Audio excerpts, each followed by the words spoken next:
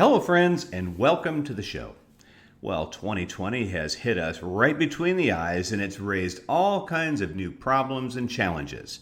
Now, the good news is, for every problem and challenge we face, we come up with solutions. But there's one that you're probably struggling with now as the boss, and maybe we can give you a solution today. How do we keep remote workers from failing? It's a totally different situation. Some people are doing well, others are really struggling. Well, we're not going to leave you in the lurch there. We're going to give you some tools for that. And so our guest today is Jennifer Leake. Jennifer was on my sister podcast about a year ago. Her expertise is in employee assessments, but she's taken a focused interest in remote work. So she'll give us strategies today on how to identify when workers are struggling. More importantly, how to rescue them. So let's quit talking about her. Let's talk to her. You know what to do. Buckle up. It's time to roll. Welcome to the Boss Builder Podcast.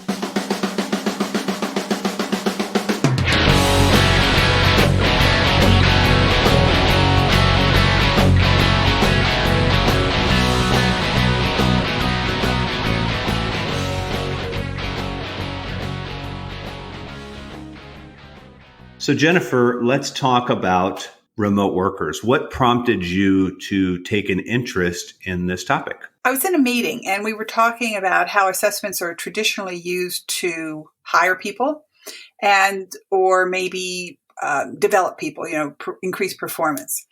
And we were all talking about the fact that now we have good managers or successful managers and successful workers thrown into a new environment. And this remote environment is now going to be causing them to struggle. And one of the companies I work with in assessments, we said, well, we should really address the remote worker market that's happening. This was about 6 weeks ago, because probably 2/3 of those workers previously very successful are now struggling. And without any help, 1/3 of them are probably going to fail.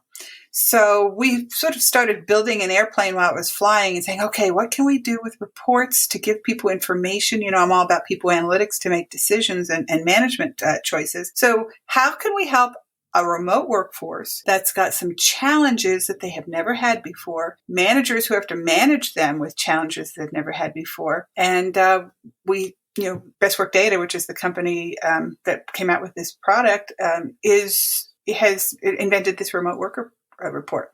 Well, take us back a little bit. So we had you on the show over a year ago, and the topic was assessments.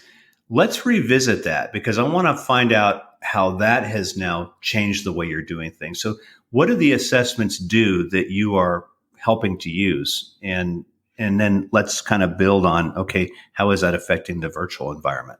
Okay, thanks. And thanks again for having me back. I should probably have said that because, I always love hanging with you. From the first day I met you, I've been a Boss Builder groupie. Well, I appreciate that. That's great. There's one of you. Yeah.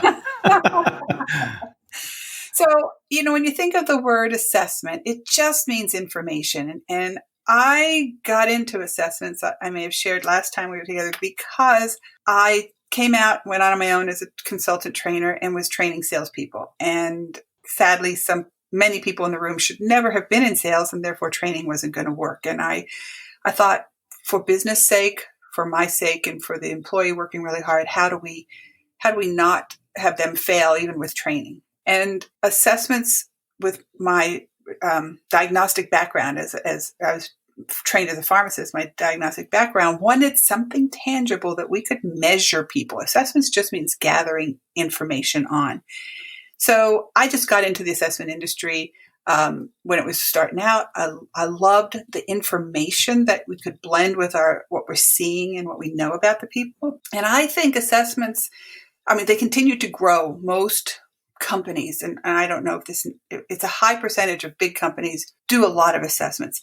It's sometimes the small businesses that have never gotten access or knowledge of it. And that's really my sweet spot, is helping smaller businesses get the resources, the information on their people that big companies have on their people. And it's a growing industry. It continues to grow.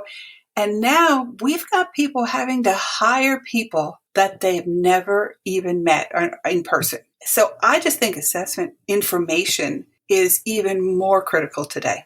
in this environment. So, what kind of assessments are there? I mean, is it just is it behavioral? Is it like Myers Briggs? Are these to test if you're going to steal? What kind of assessments are you talking about? Well, there are a lot. There are some of the older, still very good assessments, what we call 4-quadrant models. That would be the DISC and the Myers Briggs, and there's some where what color are you? And basically, there's a category of assessments where you get to fill out, usually it's a forced word choice, and they say, what do you think you are? So that is really a self-assessment. And those are behavior styles, and those are very good tools, maybe to get your feet wet, to use in conflict resolution, maybe teams, how to read a sales prospect. And so there's a role for them. But those are very, very older technology assessments. And, just like in any industry, things get better and better and better. We have iPhones 11 now, Mm-hmm. So the newer assessments, the more current assessments, were designed for business. They are not a self-subjective assessment. They actually measure you a little bit like when you used to go in the shoe store and you put your foot in that machine and measured your foot, compared to me asking you, hey, Mac, what size shoe do you think you wear? So one is you tell me what size shoe you wear.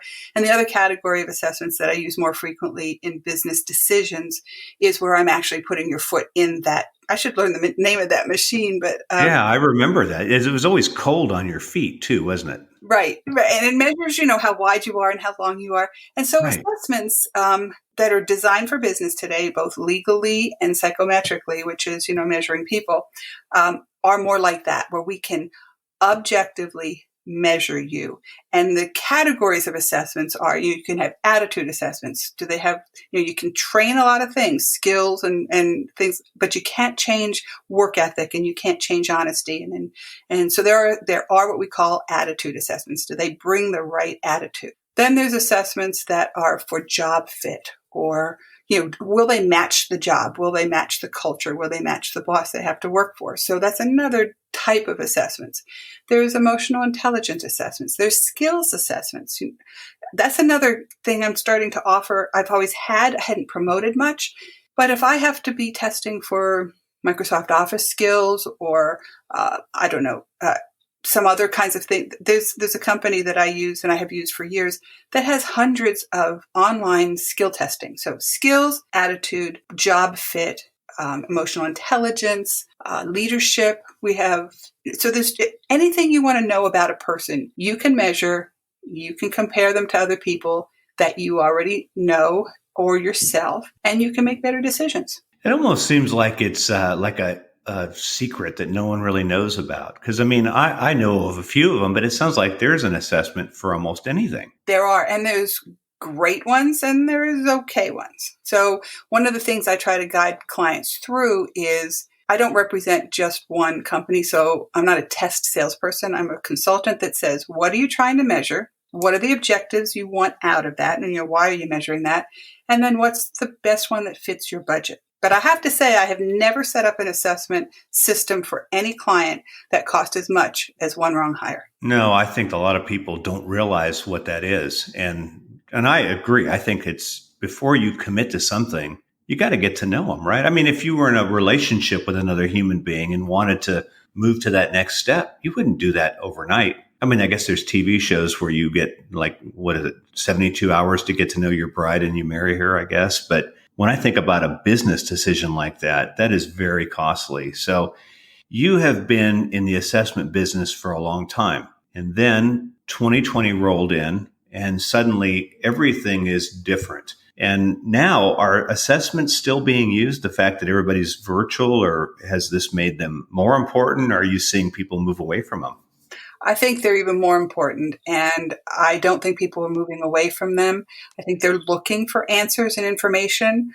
We talked a little bit about the remote workers, and the fact that people had been successful maybe in one environment, and now we have put them in an environment. We found that the remote workers have the biggest challenges are that they don't have that social interaction that they were used to. They have to manage their own time. They used to be you had a question, you would just walk down the hall and ask somebody. And so now we have communication delays, and obviously the home distractions. So those four things on top of having to do the job, not everybody can do that. Or the touch points are less. Me as a manager, I have less touch points with my employees, so it has to be much more important, much more spot on when we talk to them. So, like for instance, Mac, I started reading. You asked me how I got into it. I started reading a lot of advice to business owners on remote workers, and just like I had gone through emotion with employee engagement years ago, everybody's just saying, buy a ping pong table, put in a coffee machine. They were doing these generic kinds of things. And I started to see, and so I came up with some specific actions you should do on employee engagement for success. I then saw that same thing happening with remote workers with these generic things. And they're saying things like, touch base with them every day, send them a handwritten note. Now, I don't know about you, but myself, if you were my boss, Mac, and you called me every day and wanted to know what I was doing, that would annoy me. And I would think you didn't trust me. I wouldn't want to be micromanaged. But now another employee might specifically need that. So how do we know that? Yeah, well, I mean, you're right.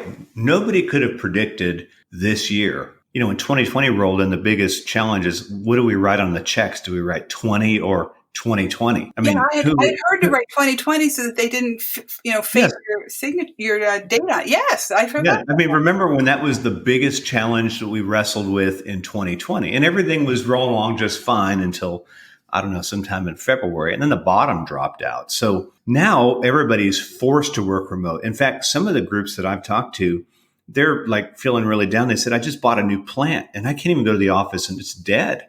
Thank God I didn't have a fish in a fishbowl, right? No one really had a lot of warning. So managers probably didn't think this through. Their biggest challenge is, how do I make sure that we have the VPN set up and I got everybody a laptop? But you're starting to discover that this transition did not go as well as people thought it would, right? I think some companies, and I've been on some webinars, some companies had been starting to work remotely. So I think there were some companies that had both the technology, the mindset, and the guidelines in place, and probably transitioned better. I think some companies, like you said, were taken completely by surprise. And obviously they had to set up the technology immediately and focus on that. Well, now we are still having to manage these people. It's not just employees, students. I have a 13-year-old niece staying with me, has been here for a couple months now with her family. They were in Manhattan and they came down here. And I watched when she first started doing her remote schoolwork. She was pretty much on it.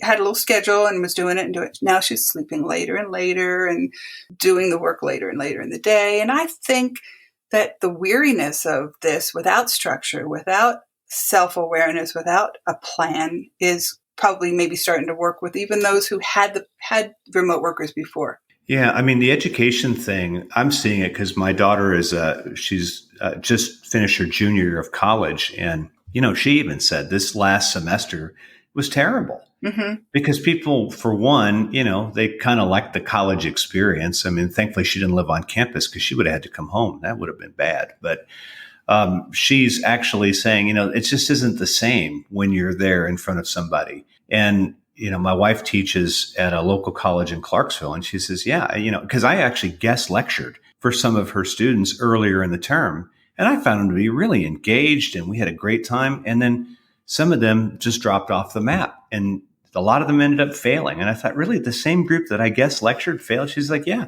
it's like they did a little work and then they just fell off. So is it the lack of structure in this virtual environment that has been the biggest challenge, or is there something else?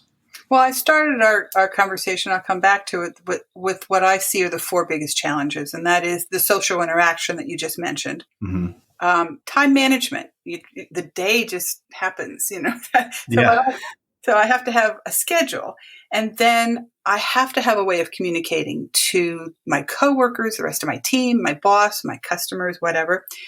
And then maybe we're homeschooling and everybody's here at home and the other distractions. So we need to know how those affect each worker. I am not a good structured person. It's not by nature. As far as something that with everything planned out, I like to be a go with the flow kind of gal. Mm-hmm. Managing me requires that you push me to have a schedule, to be on, to know that I'm going to, from this time to this time, I'm going to do that. That may be much more natural for some other people. So maybe I don't have to work on that with them.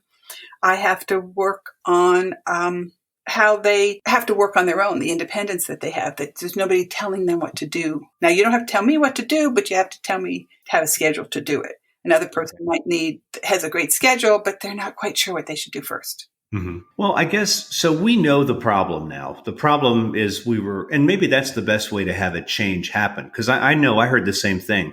We want to go to a more remote workforce, but there's always pushback, right? We know some people are lazy in the office, so we know they'll be lazy at home. Well, that caused everybody to hesitate with this. But now we're in it. And it's like, okay, now we ripped the Band-Aid off. Some are bleeding and others are doing just fine. It's an issue. It really is. And I don't like to timestamp the podcast, but here we are. And today is May the 14th? 14th, yeah. Mm-hmm. Every day seems like Monday or Saturday, doesn't it? Yes. Yeah. So so it's Thursday the 14th right now. So we're well into this. We've defined the problem, but you've seen enough, Jennifer, to know that there's some things that we can do. The managers who are listening in, the HR professionals who are listening in, that we can set them up for success. So can you give us a list of what we ought to be looking at right now? Because we're committed to this. And I don't even know when this is going to end, but I don't think it's going to be ending by Labor Day. And even if we do get to whatever our end looks like, I'm reading things that 20% of workers may stay remote. And I think so we don't even know where this is going to be, even when we're back to what we would call normal, if we ever are. And yeah, I do have, like I said, I've been reading a lot of things, and I said, how do we help managers, not only the information that I'm talking about with assessments. So here's some tips I'd like to give to your listeners. One is, have clear expectations of the actions and the results that you want from your people. And the more metric you can make that, the better. Obviously, in sales, we're really used to that. How many calls did you make? What was your activity? That kind of thing. But everybody can have expectations and metrics. When it's due, what you want done. So that's one. Expectations with actions and results, and have metrics. And then you need to make sure that they have all the tools they need working remotely, not just the technology, but materials and just whatever your business is. So do they have the tools they need? And you need a communication plan. I talked about before that, communication delays. Well, how often are you going to meet? What's your agenda when we do meet? And how are you going to handle unforeseen situations that require support or answers? So many times I've been going on these Zoom meetings and they just ramble on. So I'm really... But they rambled on when they were in those in-person boring meetings too, didn't they? They probably did. But what might have been something that, we are all in the room together, you can do, I think maybe in a way it's even more accentuated in the remote environment. So problems that we had in the office are going to be worse on a remote situation. So if we didn't ever have an agenda before and we rambled, at least we were all sitting there and realized we rambled, and somebody might say, hey, what's we doing? Now, as a leader, you got to know what your agenda is, and a time frame of meeting that's maybe part of that schedule we need in our work today. And then you want to know your people even better. You're not seeing them as much. So you have to, if you know them, you don't have to see them. You know what they're going to struggle with, who needs the process, who needs the structure, who needs the more interaction. I was asked the other day, what do you do with an employee who texts you and pages you all the time? Or no, pages, that's a long word. Who texts you? That's dating me. Who texts you and calls you, and they said, what do we do? And I said, well, that's probably not new behavior for them. They probably came in your office all the time before. They're just either the social interaction, they need your advice, they wanted to get your input on it. So these people aren't going to change very much, and you need to know who they are and what they're going to need. Who some of this is more stressful times for them, and who is that, and who's more comfortable making decisions. I think you're going to find some great things out of this when we have some of these things in place. You're going to find people who have to make decisions on their own because you're just not able to do it for them every step of the way because you're not there. And I think either they're going to rise to the occasion and you're going to find some maybe new talent here too. Yeah, I love that. Well, the challenge I see too is that, if we don't have a schedule, when does the workday start? When does it stop? Are we measuring, time that you're on the computer? Because I know there's apps out there and there's programs now where you can actually see when an employee is logging on and what they're doing. I mean, is that going to change now? Are we going to have tighter controls so that we're spying on people? What do you think? That's a great question, Mac. And I'm really excited that you asked that, because we go back to what I was talking about, employee engagement. Millennials and now the new generation, Gen Z, that's going into work, they like to be in charge. They like to know what, where they fit in and what they do. So I wouldn't spend the time or the money focusing necessarily on the hours worked. If you have clear expectation, of actions and results with metrics, like I said before, focus on the work completed.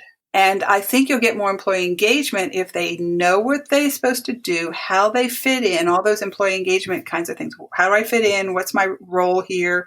What do you expect from me? And then you check on the expectations and the results, and I could work 6 hours and I can be in my office 6 hours and get nothing done. So that's not necessarily the best thing. Yeah, well, I think that's the way. I mean, I've worked for myself for so long that I know. I mean, there's some days that I'm not going to have anything to do. So I'm not going to just come into my virtual office and sit here and stare at the computer. I could do that from home. But I remember when I was working for people, I mean, I worked for a trade association in Washington, D.C. back in 2000, 2001. And I would get there at 7 a.m. because I had to get there early to get a parking spot at the metro station. Mm-hmm. We didn't start work till 9:30. I had all my work done before anybody even came in the office. The rest of the day, I'm sitting here staring at a computer screen like, oh my God, this is the longest day ever.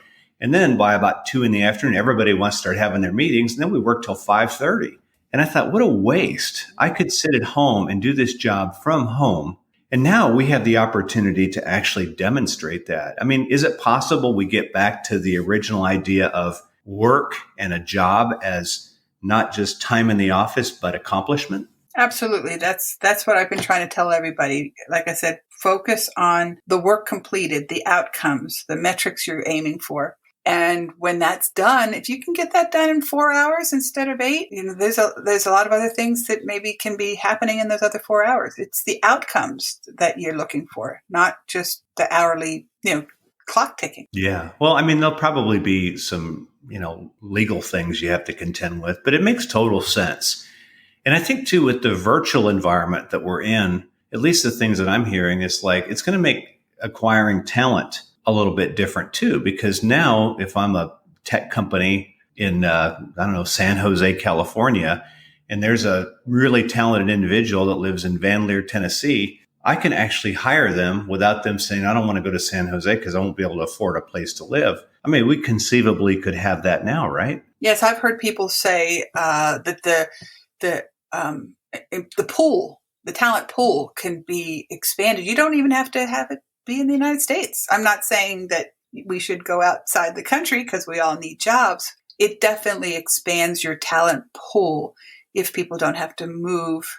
And there's a cost to that too. Well, yeah, I think, really, even offering our programs now virtually, companies don't have to pay for travel anymore. So I think it's more affordable. It just makes sense. I mean, we are in 2020 after all, where we really shouldn't have to be relying on old school ways to do things. But there are a lot of people who I have talked to who cannot wait to get back into the office and be around the people and have that. We're also built for community. And I think some need it more than others. And again, that's why it's good to know your people individually who can still function well in a remote environment and you retain that talent, and who needs to come in. And now I've heard businesses say they don't need as big an office as they've had, and things like that.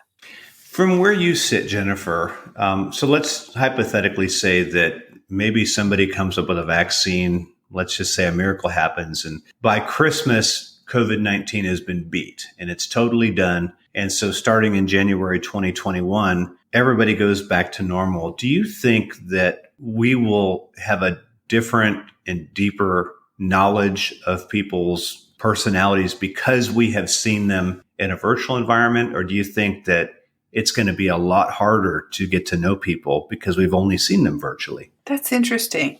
I think I have seen people who don't know their people and they work with them side by side every day. So if they're struggling without assessment information to know their people, yes, only having interaction with them virtually, maybe hiring them virtually and never having had the opportunity to meet them in person. I think then there's going to be a lot of learning that will have to happen out of that. Mm-hmm. I don't know. I just wonder because, I can only tell you from, my team. So I have Lisa, and Lisa and I get to see each other maybe once a year. And I've known Lisa before we even moved to Tennessee. But Rachel, my other team member, I've only met her one time, and she's worked with us now for going on 2 years.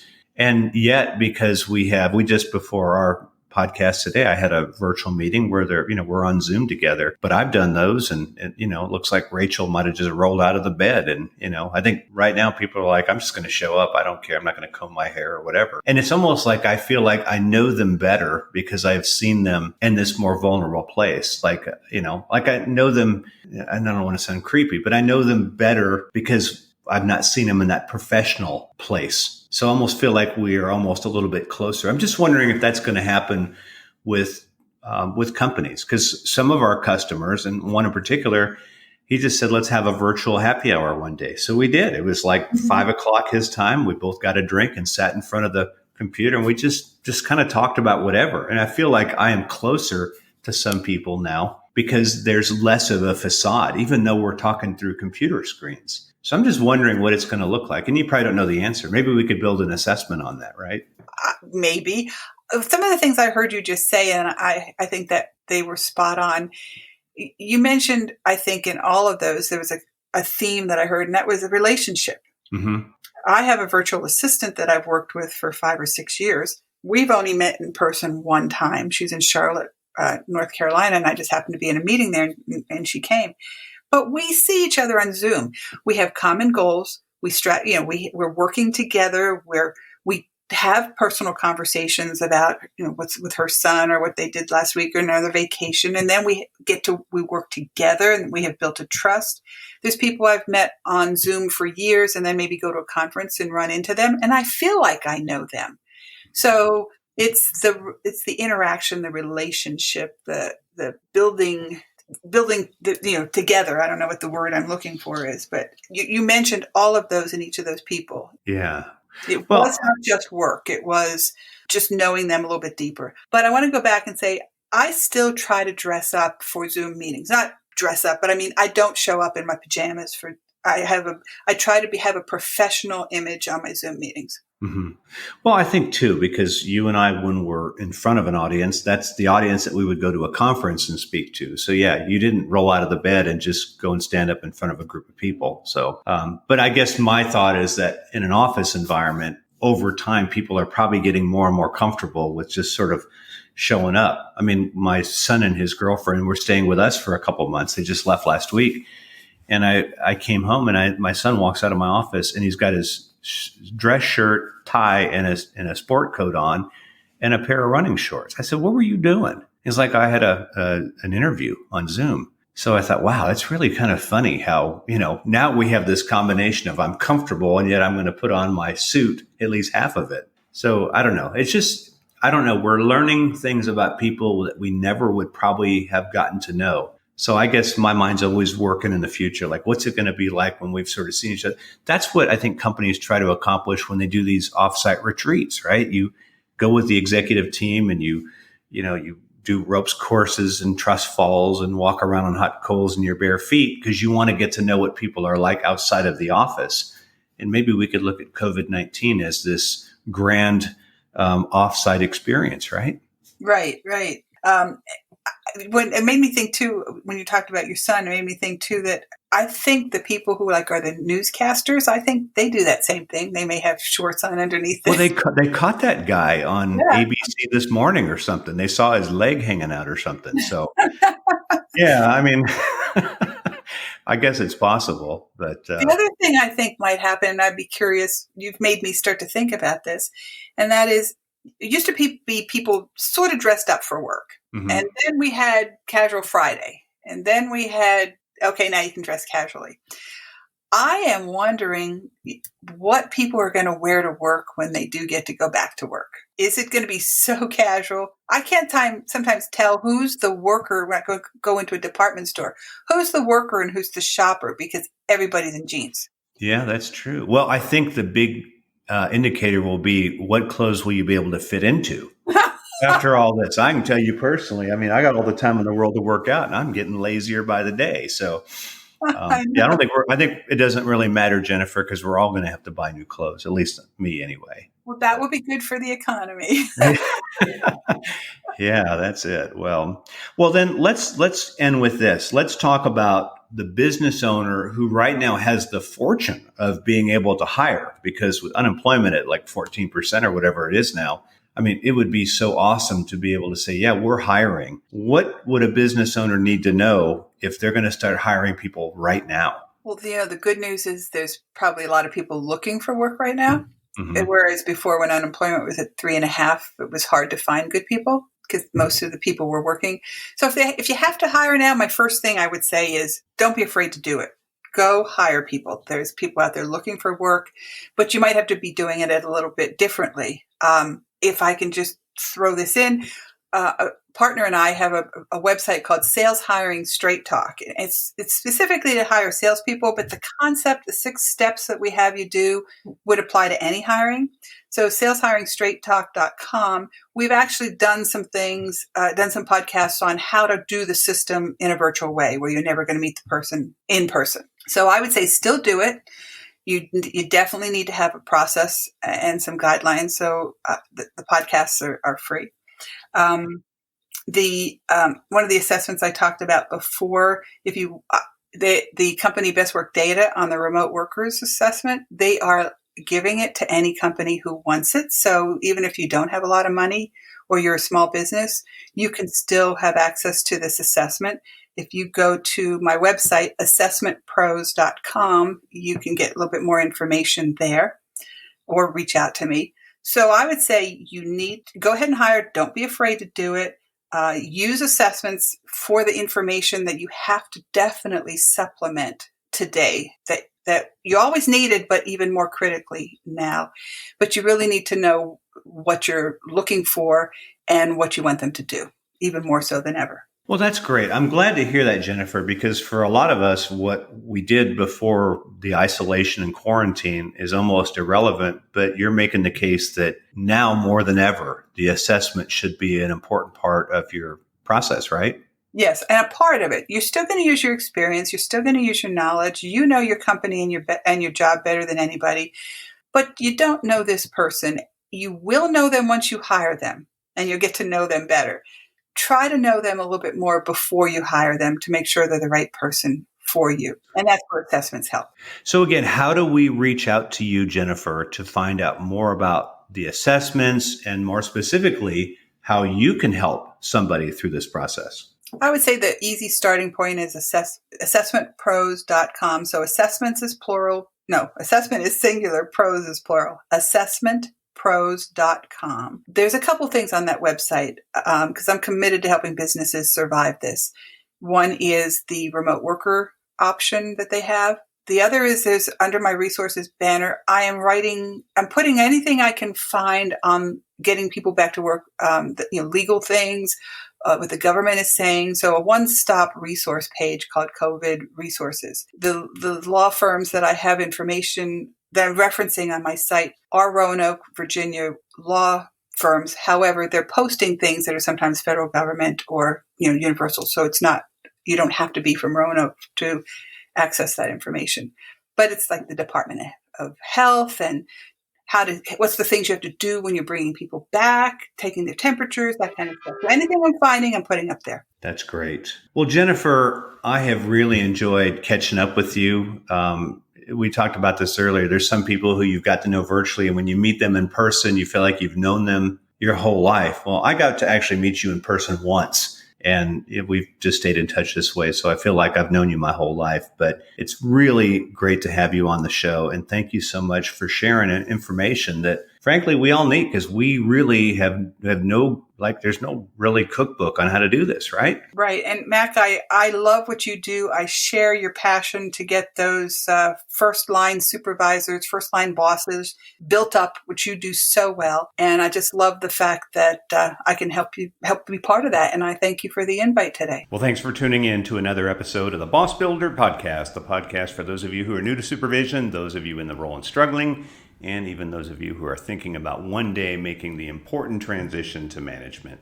This podcast is just one resource we have. If you check out our website at greatbosstools.com, you can view some other resources we have there. We'd love to have you as part of our courses. If you're listening to this podcast on any podcast app, we'd also appreciate you taking a few moments to give us a review. Positive, of course, it really helps us out. So with that, take care and get out there and make it your goal to be the absolute best boss ever.